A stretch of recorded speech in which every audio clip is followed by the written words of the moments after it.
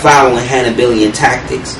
Look at the Marines in the Army during Vietnam and what they call a Tet Offensive. That was a Hannibalian tactic. You know what I'm saying? When you look at how the COINTELPRO flipped everything that they was doing against the Panthers and so forth and so on, the Nation of Islam and these people, that was a Hannibalian tactic. That's how he got into Sardinia. But if you don't know how that relates to you, and again, the Caucasian hopes that you don't, you know what I'm saying? Then what happens is you're a fool. And anybody that doesn't want to learn about themselves is a fool. I don't give a damn how many schools you done went to, how many things you don't think you need to know. If you don't find out all the aspects of yourself as an immortal being, as well as a black man, as well as a child of God, then you're a fool. It don't matter. I don't give a damn what it is you think is going on. If you don't think that it's relevant to you, then you're a fool. You know what I'm saying? Beautiful and it's not. Okay, now I want you to take us up to the part where Hannibal decided that he had to go to war against these people, against the and how and I'm gonna ask you all these questions. How was he able to get the elephants up into Europe, into Spain? That's where they went at, right? Up into Spain? Yeah, through the Alps, yes. How was he able to do all that? Let's take it from the beginning, brother. Okay. Like I said, melanin is such a superconductor that we can go all over the place and still get the basic premise of what we're talking about. That's right. So, anybody with that should do the knowledge to that. The Phoenicians, right? It doesn't start with them, but it has a lot to do with them, because the Phoenicians occupied a place today that we call Morocco. In the 1400s, we called it the Maghreb, and then before that, it was a part or an annexed part of an empire that existed called Songhai. So during the time of the Grecian states, when they began to fall, right? They began to fall based on the fact that they were dealing inappropriately with each other. You had certain states that were known for certain things, like the Spartans were known for straight up war, you know what I mean? Whereas the Athenians were known for war, but they were more strategy orientated. The Spartans was just all about, they were like the foot soldiers, the grunts in it, the infantrymen. Whereas you had people, other Greek states that were all doing their own different thing. So eventually there was a new empire starting to bring up about itself and come into the world stage that eventually became known as Rome.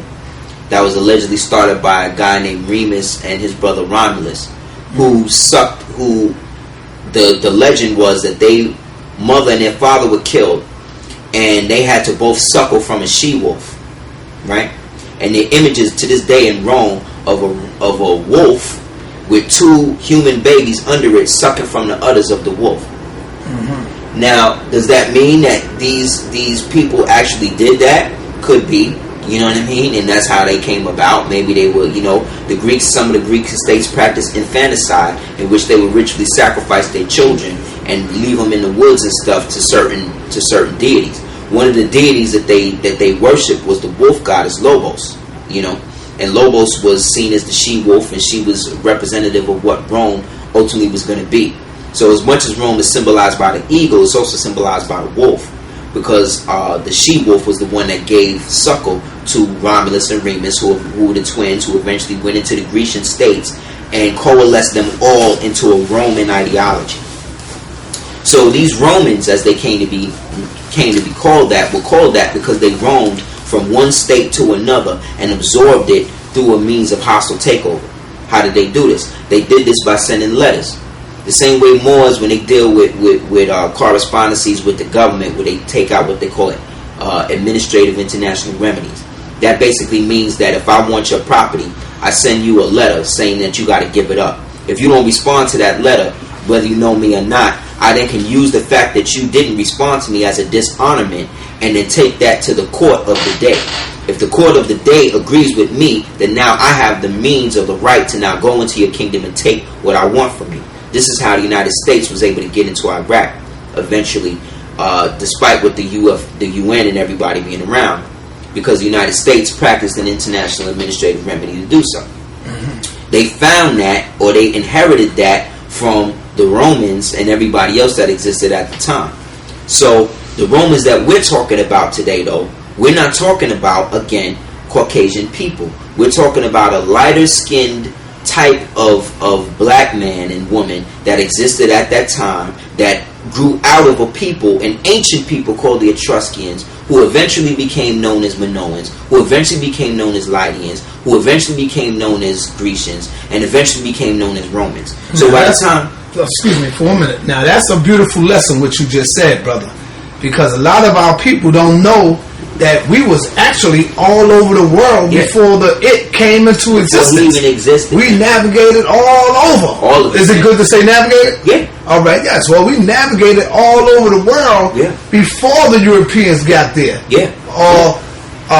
Continue on what you were saying, brother. I'm sorry to cut you off. I just had to throw that in there right quick. No, thank you. I appreciate that, because we don't take responsibility. That's another reason why we where we at, because we don't take responsibility for what we did in history, because we don't know our history. Mm-hmm. We take for granted that these people in Rome was white, but But how is that? How is it you could go to Rome and see the Acropolis, or Greece, and see the Acropolis breaking down as time does to structures, but then you go to the other side of the street and then you see pictures or statues of Caucasian people that look like new because they was put there in 1945, between 1945 and 1960, for people to create the ideology that Caucasian people existed at the same time. But if you carbon date the statue, you will see when it was done. But that's another story. But getting back to the brother in Rome. So Rome, which was an empire established through hostile takeover, basically established itself to do exactly that. So because it had a good infantry, it was able to then go into certain countries or whatever, and then basically absorb the people and the empire into the Roman ideology way of life. So if the people was worshiping let's say they were worshiping Anubis, right, which is Anpu, they wouldn't necessarily, the Romans would come and allow them to do that, but instead of calling them Anubis now, you got to call them Hades. You see what I'm saying? Because that's what we're calling them. So it went from being, our ideology. So Ethos was the original name of the king of the gods in the Grecian cosmogony, right? But then when Rome came through, they switched his name from Ethos to Zeus, because Ethos mean black. You know what I'm saying? So they telling you that they was used to worship you because they weren't worshiping anything on the outside of themselves. We as original people create